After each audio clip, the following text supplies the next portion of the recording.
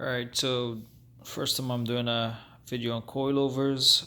Just got these coilovers. They're used, but these are some BC coilovers. I'm gonna put these on an IS250.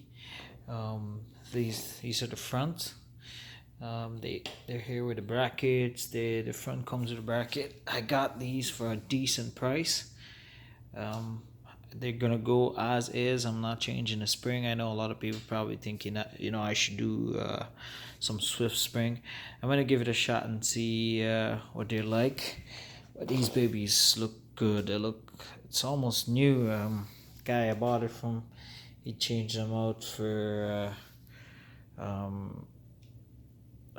air suspension. But these are made specially for Lexus, and it's gonna be it's a rear wheel drive Lexus. That's what it is. That's what's going on. But these are my new babies that are going up tomorrow. I'm gonna show some videos. I'm gonna get some videos of it, of the car before and after. But these babies look good.